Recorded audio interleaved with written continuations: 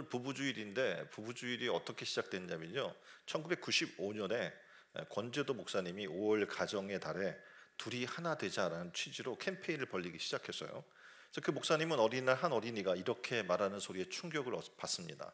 뭐냐면 내 소원은요, 엄마 아빠가 함께 사는 거예요. 라는 것을 얘기하는 거예요. 그러니까 지금 엄마 아빠가 있는데 함께 살지 않는 거죠. 그리고 부부가 하나 되지 않는 모습들이 너무나 많이 지금 주변에서 보고 있습니다.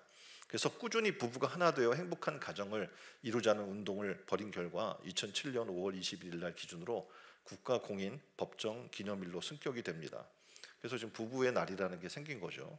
그래서 5월 21일 날로 잡았는데 이유가 있겠죠. 21일이니까 둘이 하나. 옆에 분에게 한번 우리 부부끼리 얘기해. 둘이 하나.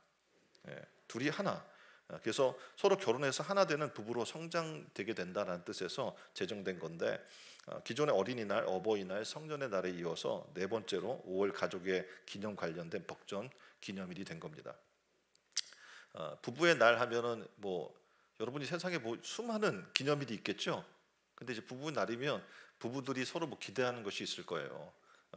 혹시 부부의 날인데 오늘이 또 5월 20일이잖아요. 대단한 걸 바라는 줄 알았더니 1위가 뭐였냐면 감사, 인사, 격려였어요. 그 위에도 별로 바라는 게 없어요. 부부간에 그냥 서로 감사하다는 말, 격려, 그것만 있으면 좋겠다고 이야기를 하는 거예요. 자, 기회입니다. 옆에 사람이 다시 우리 부부에게 서로 얘기해 줍니다. 여보, 나와 결혼해 주어서 고마워. 사랑해. 당신의 모든 수고에 감사해. 이렇게 격려해주고 감사해주고 이걸 원하는 거예요. 별거 큰 것이 아니에요. 삶에. 해줄 수 있겠죠. 좀 돌아가셔도 계속 오늘 하루는 격려의 말과 서로 힘을 주는 말을 좀 해주었으면 좋겠습니다. 오늘날 지금 부부싸움으로 인해서 일부 가정의 불화와 그리고 사회 및 이 경제 문제로 인해서 가족 간의 분리 그리고 해체, 이 과정이 너무 자주 일어나고 있는 거예요. 경제상의 이유로 말미암아 지금 만원 그리고 비혼을 원하는 이들도 굉장히 많이 증가하고 있는 추세입니다. 그러니까 지금 부부의 날을 제정했다는 게 의미 있는 거죠. 왜냐하면 서로 이런 것들이 잊혀져 가고, 부부라는 의미도 잊혀져 가고, 둘이 하나 되어야 한다는 의미도 잊혀져 가니까 부부의 의미를 되새겨보는 좋은 날이 되리라고 생각이 됩니다. 그러면 우리가 먼저 이 부부가 하나 된다라고 하는 이 원리를 깨닫기 위해서 성경 본문으로 들어가 볼 필요가 있습니다. 이도 하나님이에요. 그러니까 하나님께서 아담을 지으신 후에 그 땅에 충만하라는 것, 그리고 땅을 정복하라는 사명, 에덴을 지키고 다스리는 일을 그들에게 분부합니다. 근데 이 일은 혼자 하기에 버거운 거예요. 그래서 돕는 배필이 필요했고, 그래서 하나님은 돕는 배필을 만들어 주셨습니다. 그래서 하나님께서 우리를 짝지어 부부로 삼으신 것은 내 욕구를 충족시키기 위해서 나의 배우자에게 뭘 요구하고 그리고 기대하는 배필이 되라고 우리를 짝지어 주신 것이 아닙니다. 뭐라고 이야기하냐면 서로 돕는 배필이 되라고 말씀하시는 거죠. 전 세계적으로 볼 때 기독교인 가운데 부부가 함께 예수를 잘 믿고 성령 충만해서 헌신해서 잘 섬기는 그런 부부를 찾아보기가 그렇게 쉬운 일이 아니에요. 대개는 각각의 믿음을 갖고 있습니다. 한쪽은 아예 주님을 안 믿거나, 또는 믿는다고 해도 한쪽은 그저 아내 따라 또는 남편 따라 건성으로 왔다 가는 그런 경우가 많이 있기 때문에 그렇습니다. 그래서 부부가 다 헌신하고 잘 믿는다는 건 얼마나 큰 축복인지 모른다는 거죠. 그래서 오늘 지금 복음을 위해 한 마음으로 헌신한 한 부부를 얘기할 건데, 누구냐면 브리스길라와 아굴라 부부의 이야기입니다. 그들은 정말 하나님 안에서 하나님께 칭찬받고 말할 수 없는 칭찬과 상급을 이름받은 그런 부부였기 때문에 그렇죠. 그래서 오늘 이 브리스길라와 아굴라 부부를 살펴보면서 하나님께서 우리도 어떻게 하면 칭찬받는 부부, 그래서 하나님과 정말 하나 되고 아름다운 부부가 될 수 있기를 우리가 지금 말씀을 통해 살펴보기를 원합니다. 그래서 하나 된 부부 되기 위한 원리, 첫 번째는 뭐냐면 하나 된 가치관이 있어야 된다는 거예요. 자, 여러분 부부는 가치관이 하나 되셨습니까? 생각이나 우리 가치관들이. 먼저 부부는 삶의 가치관이 하나가 돼야 돼요. 그래서 어느 심리학자가 우리나라의 많은 여성과 남성들이 지금 배우자에 대해서 거는 꿈을 크게 두 가지 종류의 꿈이 있다 이렇게 얘기를 하는 겁니다. 하나는요 이른바 신데렐라 꿈이고요.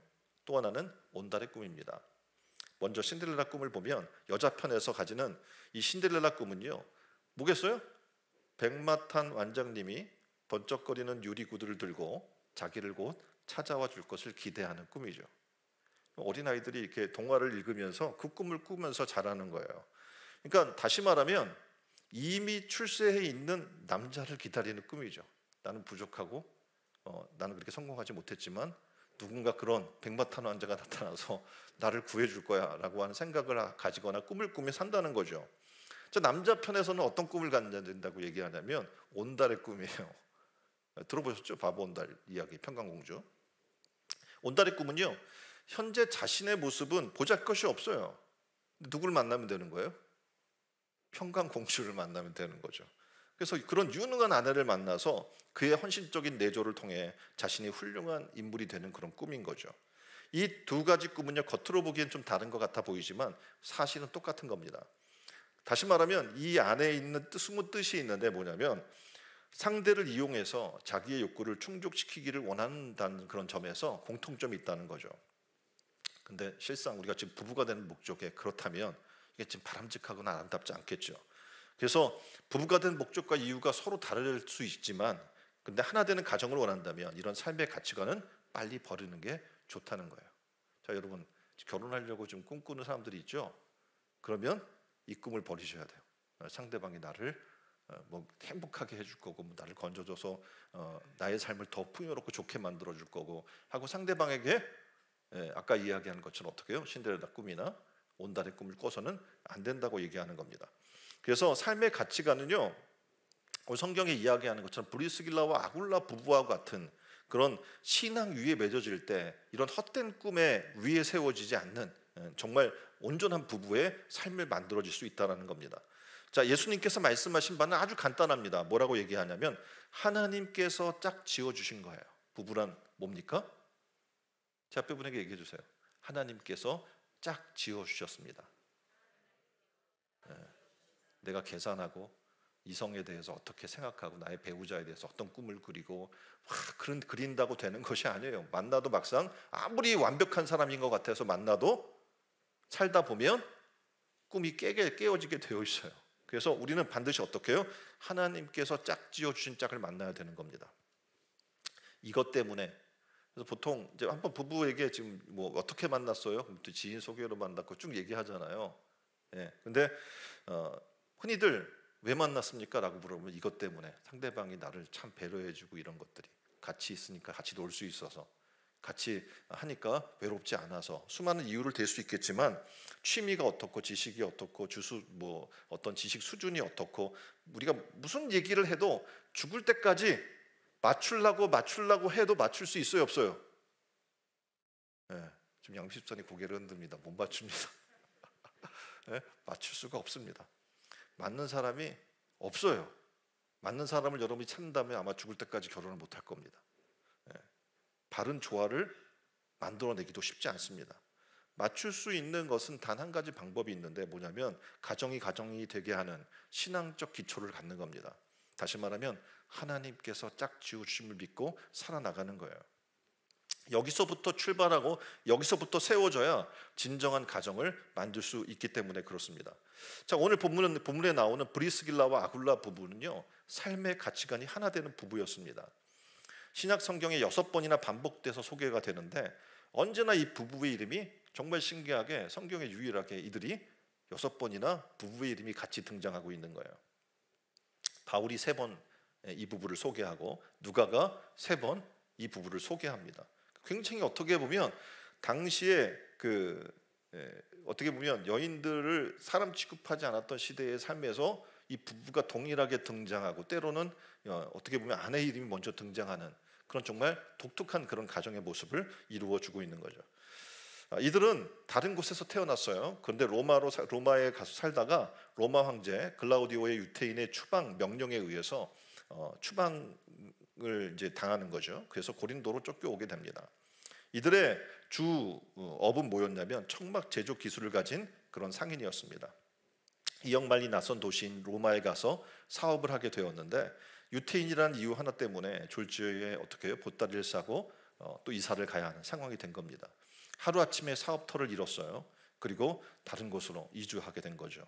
전혀 낯선 외지인 고린도까지 오게 됐고 바울을 통해 복음을 받아들입니다. 사실 그들이 하던 천막 제조업이라고 하는 것은 굉장히 어떻게 보면 힘든 일이에요. 거친 일입니다. 고된 노동입니다. 그런데 이 둘은 떨어지지 않고 계속 붙어서 이 일을 열심히 함께합니다. 같이 앉아서 늦은 밤까지 바느질을 합니다.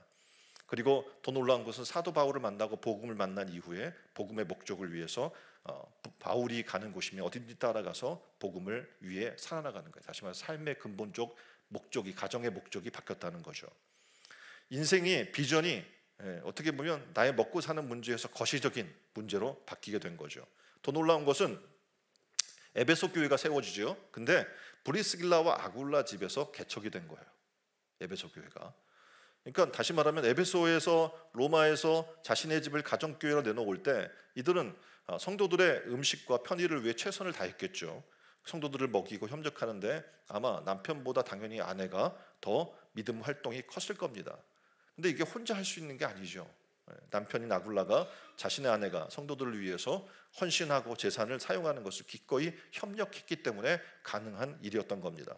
다시 말해서 아내의 사역을 이해하고 도운 거죠. 두 번째는 뭐냐면 신앙의 가치관이 하나 돼야 된다는 겁니다.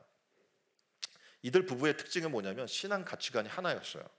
오늘 본문에 나오는 이 브리스길라와 아굴라 부부는요, 신앙의 가치관이 하나인 그런 부부였습니다. 이들은 자주 이사를 다녔어요. 성경에 보니까 3번 이사를 소개하고 있는데 흔히 여러분이 이사한다고 하면 목적이 뭡니까? 왜 이사하세요? 여러 가지 이유가 있겠지만 직장 때문에가 요즘 젊은이들은 가장 많아요. 직장 때문에. 그리고 자녀 교육 때문에. 그리고 여러 가지 어떻게 해요? 집을 내가 구입하려고 하는데 가격이 맞지 않으니까 그 가격을 또 찾아서. 여러 가지 이유가 있겠지만 신앙 때문에 이사 가는 경우는 찾아보기 힘들잖아요. 근데 오늘 이 브리스길라와 아굴라 부부의 특징은 뭐냐면 신앙 때문에 그의 삶의 거주를 옮겼다는 거예요. 이들의 부부가 첫 번째 이사는 로마로 갔는데 사도행전 18장 1절로 3절에 보면 이렇게 소개하고 있어요.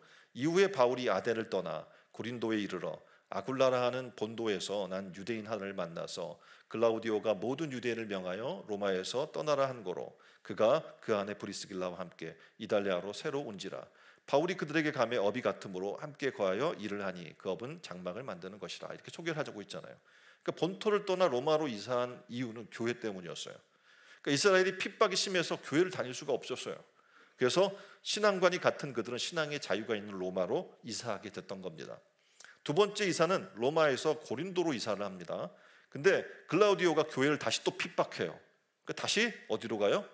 신앙생활을 위해서 고린도로 또 이사하게 된 겁니다. 그들의 삶의 중심은 뭐였냐면 바로 오직 교회였고, 다시 말해서 하나님의 말씀을 내가 섬기고 그 말씀을 사모하고 그 말씀 안에 세워나가는 것이 그들의 삶의 목적이었던 거예요. 그러니까 이상적인 신앙의 부부를 보여주고 있는 모델을 소개할 때 교회에서 또 성경에서 바로 브리스길라와 아굴라를 얘기하는 겁니다.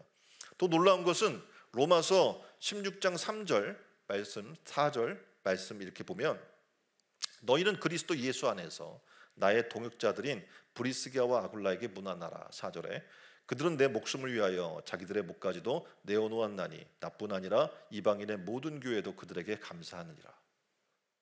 이 가정이 우리가 가정교회라고 하잖아요. 초대교회도. 그래서 지금의 가정도 교회가 돼야 될 것을 얘기해주고 있습니다. 그들은 정말 목숨 바쳐 헌신한 교회였던 거예요. 그 가정 자체가. 로마 교회 개척 초기였기 때문에 당연히 어떡합니까? 집이 다 교회였어요. 근데 바울은 이 부부를 얼마나 신뢰하고 믿었는지 뭐라고 이야기하냐면 나의 동역자라고 그렇게 정말 이야기하는 것을 보게 됩니다. 신앙생활은요 정말 신기한 것은 헌신하는 만큼 성숙해요. 그래서 교회 그냥 내가 참석하면 되는 거지, 그리고 교회에서 그렇게 헌신을 요구해 라고 얘기할 수 있는데 내가 하나님을 만나고 신앙생활을 하다 보면 이제 헌신하게 돼요. 근데 그 헌신과 동일하게 신앙이 성장하게 돼요. 그리고 우리가 흔히 이야기하는 성결의 삶에 이르게 되는 거죠. 헌신하는 만큼 하나님께서 그를 고귀하게 사용하십니다. 아무리 좋은 점을 많이 갖고 있고 그 달란트가 많아서 세상에서 뭐 할 일들이 많이 있는 사람이라고 할지라도 헌신하지 않는 한 뭐예요? 그냥 어떻게 보면 고인 물에 불과하는 거예요. 건강, 재물, 재산, 재능, 실력, 나의 사회적인 신분, 수준, 또한 나의 학력과 지식, 기술, 이 모든 것이 하나님으로부터 온 것이거든요. 그래서 하나님께 내게 준 것으로 청지기 의식을 가지고 섬기는 자로 나아가지 않는다면 그냥 그것이 우리가 흔히 면허를 가지고 사용하지 않으면 어떻게 해요? 흔히 뭐라고 얘기해요? 흔히 장롱, 면허, 그렇죠? 쓸데없는 거예요. 여러분 자격증을 취득했어요. 근데 그걸 그냥 가만히 내버려둬요. 그럼 소용 있어요? 아무 소용이 없는 거예요. 활용해야 된다는 거죠. 하나님이 내게 주신 것들은 사용하라고 주신 거지 썩혀두라고 주신 것이 절대 아니기 때문에 그렇습니다. 그래서 신앙 가진 성도는 하나님을 예배하는데, 성도와 교제하는데, 그리고 봉사할 수 있는 그런 생활을 브리스길라와 아굴라와 같이 중히 여기며 살아나가시기를 주님의 이름으로 축원드립니다. 세 번째 이들의 이사한 이유는 뭐였냐면 바울을 따라가는 이사를 했어요. 그래서 브리스길라와 아굴라는 바울을 만난 후에 바울을 따라다닙니다. 왜냐하면 복음 전하는 그 일에 함께 하기 위했던 거죠. 그래서 바울이 에베소로 가면 자기들도 거기 가면서 장사하면서 자비량으로 협력했던 거예요. 그리고 자신의 집을 거기다 세우고 그곳을 뭐예요? 교회로 개방했던 거죠. 그래서 후에는 바울보다 먼저 로마로 들어가요. 그리고 세계 선교의 비전을 함께 이루는 선두주자로 나아가는 모습을 보게 됩니다. 무엇을 위해서입니까? 그들은 가정을 세운 중요한 목적을 그들은 알았어요. 하나님의 영광을 위함임을 알았던 겁니다. 그래서 이 부부는 하나님과 그 나라를 위해서 마음과 뜻을 합해서 함께 살아나갔던 행복한 부부였던 것을 보게 됩니다. 자, 우리도 우리 부부들이 그렇게 됐으면 좋겠어요. 삶의 가치관이 같아졌으면 좋겠어요. 신앙의 가치관이 같아졌으면 좋겠습니다. 그래서 우리의 가치관이 하나님을 경외하는 믿음으로 세워져서 하나님을 기쁘게 하고 세상을 기쁘게 하고 하는 그런 참다운 그런 가정으로 세워져 나가기를 주님의 이름으로 축원드립니다.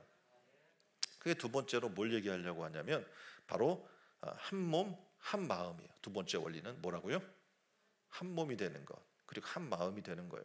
부부가 하나 되기 위해서는 당연히 어떻게 해요? 한 몸과 한 마음의 생각을 갖고 있어야겠죠.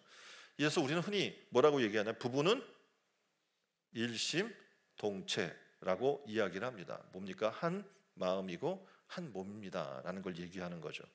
그래서 서로 잘 통하고 항상 서로의 마음을 알아서 상대가 무엇을 좋아하는지 무엇을 싫어하는지 상대의 몸이 편한지 아픈지 서로를 잘 이해한다는 의미로 풀이가 되는 거죠. 그래서 한번 부부들 서로의 눈빛을 한번 봐주세요.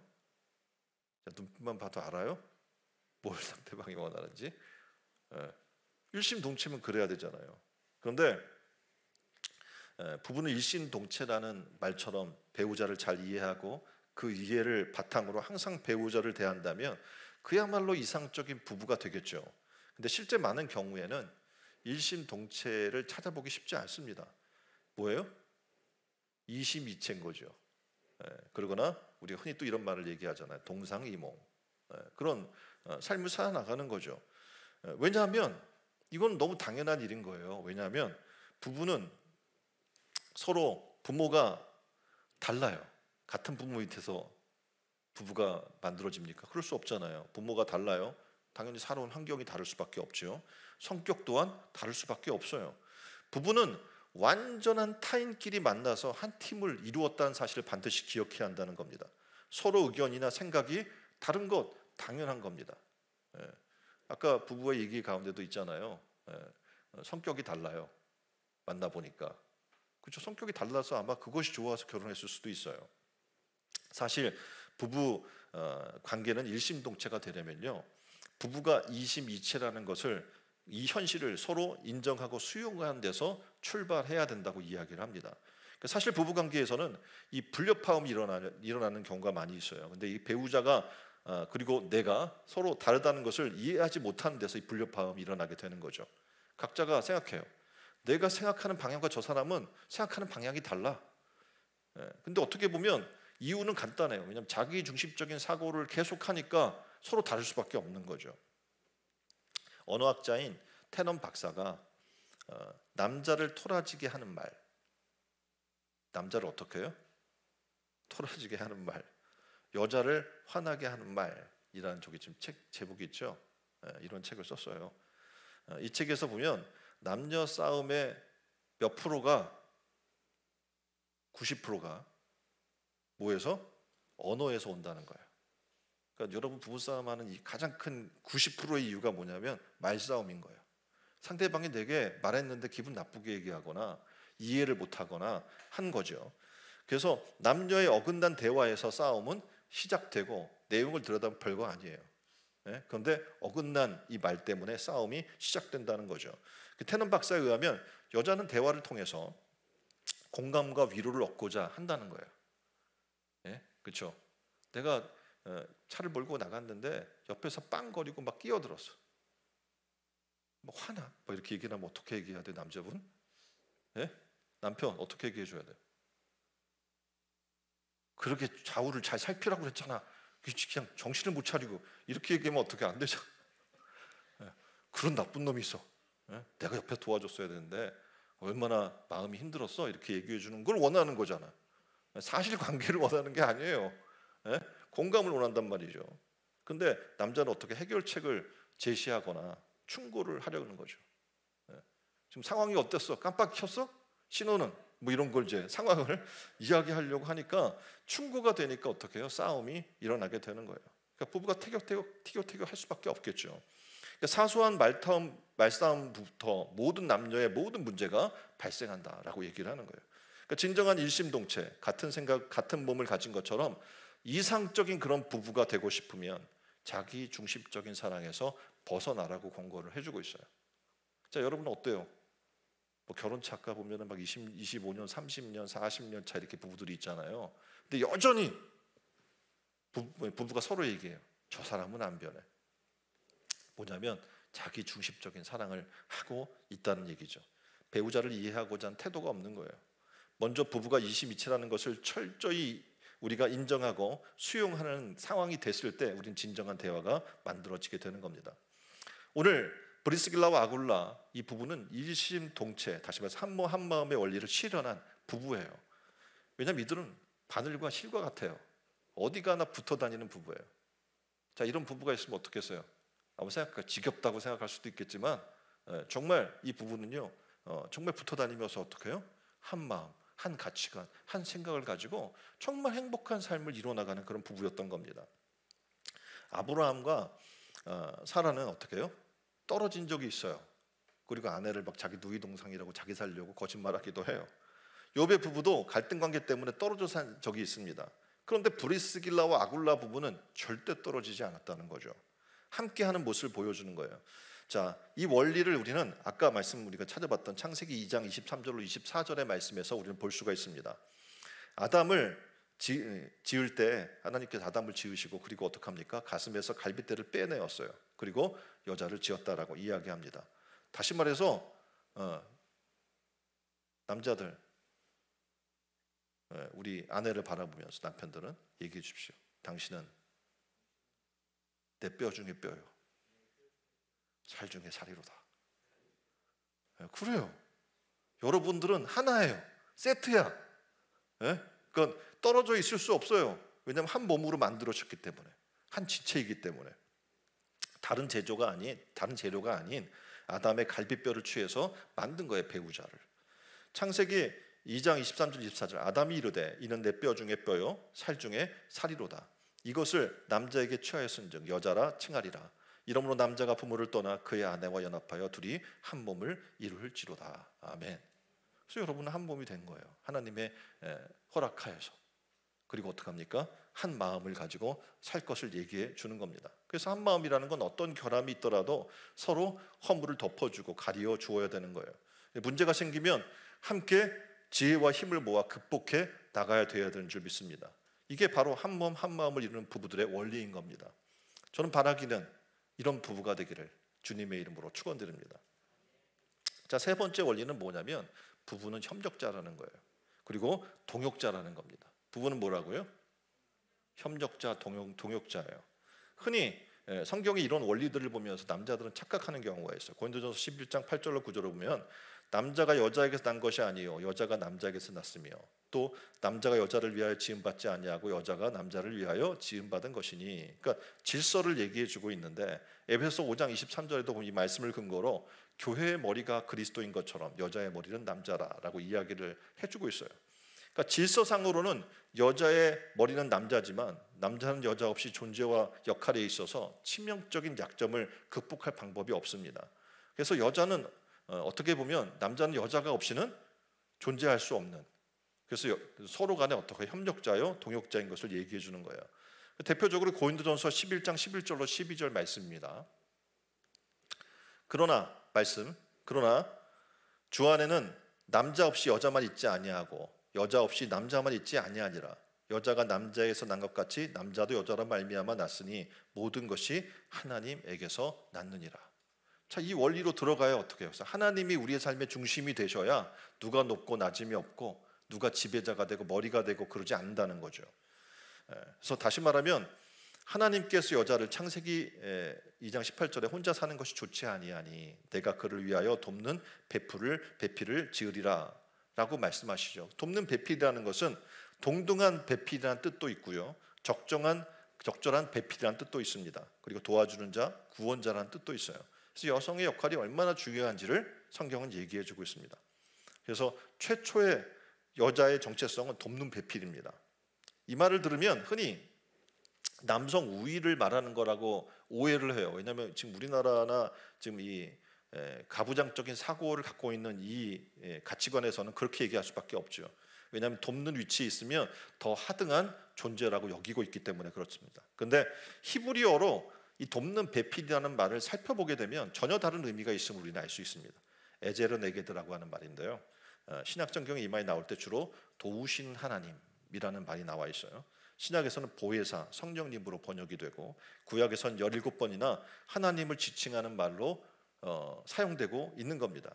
돕는 배필은 열등한 조력자가 절대 아닙니다. 그보다 고차원적인 조력자를 얘기해주고 있는 거예요. 그러니까 십보라가 그 의미를 모세의 아내죠, 잘 보여주고 있는데 결코 십보라는 모세보다 열등하지 않았음을 성경은 소개하고 있고 오히려 위기의 순간에 지혜를 발휘해서 남편을 살립니다.